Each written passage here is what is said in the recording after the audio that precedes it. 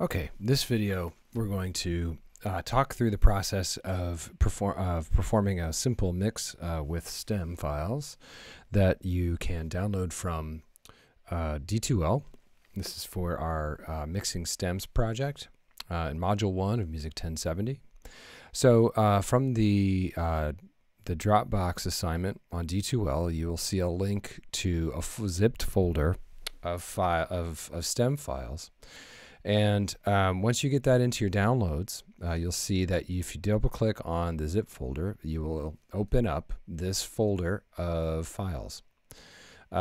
Each of these is a dry recording from a session that was designed for the practicing of mixing stems. Stem files are raw recording files without any processing or mixing. So what we're going to do is we're going to bring them into Logic and do a simple mix. We're not going to use any effects or anything. We're just exploring the different levels that we need to bring things to so that they sound even. So once you get these downloaded, you're going to open up Logic. And from Logic Pro, you go to New. If it doesn't already ask you, you'll start a new audio project. And in this space, you're going to drag these files.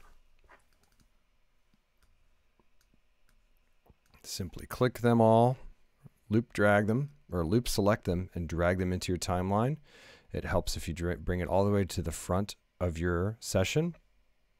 Create new tracks, and it'll populate your session with tracks. I'm going to delete the original audio track because I don't need it. And now I've got I have 12 tracks of audio. And similar to our project before where we were mixing drum stems, we're going to mix the drums and all their instruments. And so remember that we need a good drum recording as our core and our stereo room mic for our drums. But then we also have other little subgroups of instruments, like these are percussion sounds. This is our bass, guitar, piano, and synthesizer. And this is our vocalist. And we're going to place everybody in the stereo field, left to right, and give everybody a level.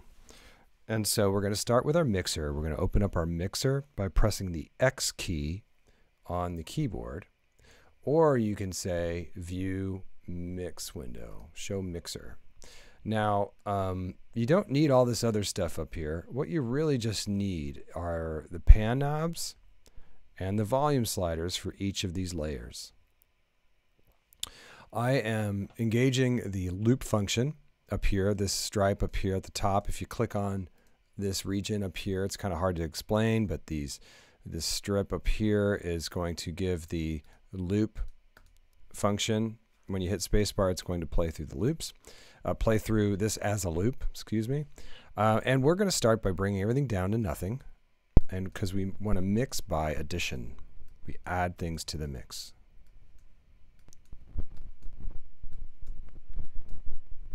And then we're going to leave, and my sessions have these extra tracks, but yours will not. Yours will just be simply having the stereo out and the master. We're going to leave those up.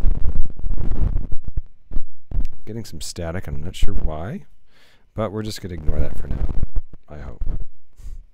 Okay, so now that we have things brought down, generally, we're going to start by hitting play and bringing up our kick drum.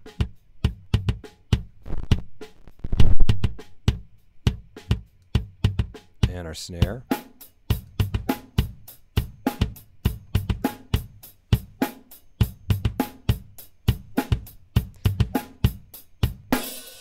And remember, we want it to sound even. So our snare doesn't need as much energy as the kick. And our snare is a little to the right. And our hi-hats are a bit to the right.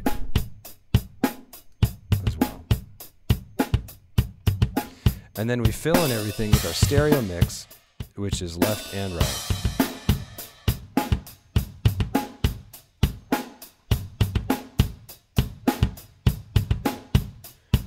Everything should sound rather even. This is our drum subgroup.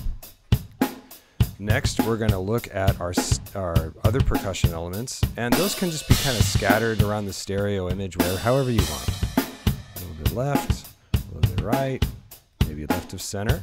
And we're going to start with sticks and bring them into the mix a little bit.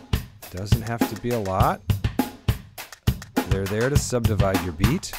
They're not there to be the focus. And if we solo them,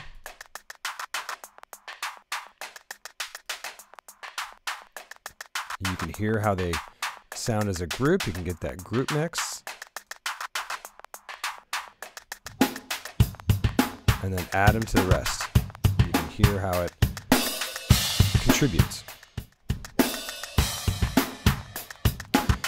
All the while, we're looking at our stereo out and making sure that we don't peak or we don't have any red regions in our VU meter here, okay? A little bit is okay, but generally we're going to live in the yellow. And when we're ready, we're going to bring in our bass, and you can put your bass, let's put bass player to the stage left or to our right, and we'll bring the bass up.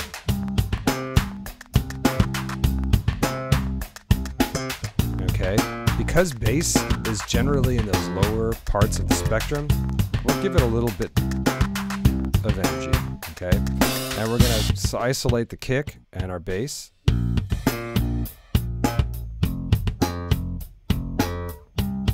Because they lock in so nicely together, we're going to listen to them as a subgroup. I think that's a decent mix, and we're going to move on. Now, electric guitar is very loud and lives in that bandwidth of hearing range that we are really sensitive to. So it doesn't need a lot of energy. We're not going to bring it up very much. We're going to put guitar on stage right or our left. We're going to bring our guitarist up a little bit, but not a lot. And you'll find that it doesn't need a whole lot of energy because it's just rhythm. It's not even a solo line. In fact, it's kind of on par with our piano and synthesizer. So let's bring in our synth, our piano and our synthesizer, stage right and left, and bring them up.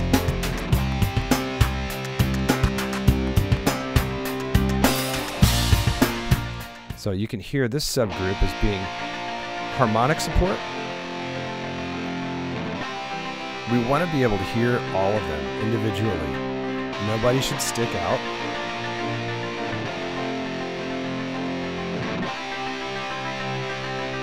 But they should all contribute and be even.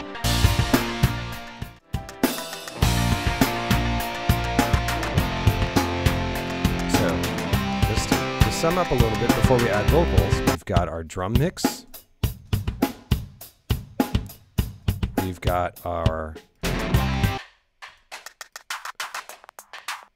percussion mix. We've got our bass. And kick and snare, and we've got our harmonic support.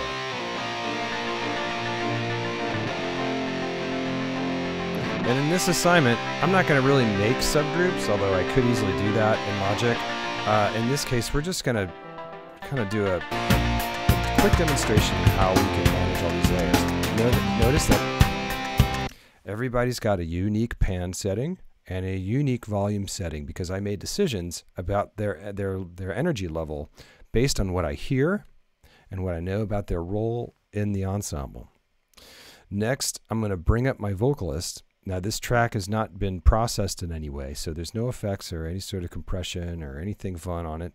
And that's the purpose of this assignment, is to work with raw files and the best we can. And so our vocalist doesn't need to be all the way up. In fact, if the vocals are all the way up, it sounds kind of awkward. We need our vocalist to kind of live in the mix. So we're going to bring up our voice. That I've hurt you bad. I know that sorry will not cut it, but I can swear I'll try to turn the world apart if that's a way to find you and a place. Just need enough to hear it and to hear the words. I know let you down before, and that I've hurt. Notice that if I put him all the way up, listen to how kind of over the top it sounds. I know I've let you down before, and that I've hurt you bad. He's very exposed up there, so I'm going to bring him back to where I had him. I know I've let you down before, and that I've hurt you bad. And without any processing or anything, this is a pretty good but I can swear I'll try. We don't need a compressor to shove everything underneath threshold. We've done it by adding it by stepwise process. Thinking about levels. So this is our decisions. I think this is a decent mix given our circumstances. And so when I have what I think is a completed mix, I'm going to go up to my file menu and select bounce and print this to audio with my bounce project or section selection. We could also use the Command B meta key. And so I'm going to select MP3 for this assignment, and notice that my end time is, at the end of bar 11, which computes to what's going on up here, and so I'm going to hit OK. And I'll save it to my desktop. And this I recommend using your last name as a file name, project 1. And you're going to save that to desktop or somewhere that's easy to find. And then a very important final step is to find that file on your desktop and listen to it. I know I've let you down before. Make sure it sounds the way you want it to sound. Also make sure that it doesn't awkwardly cut off the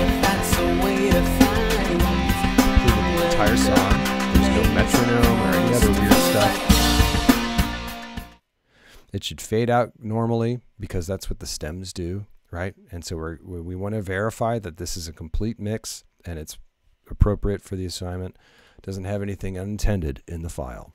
Once you've verified that and auditioned your file, you're going to upload this file to the Dropbox by the due date. Thanks, and as always, be in touch with any questions.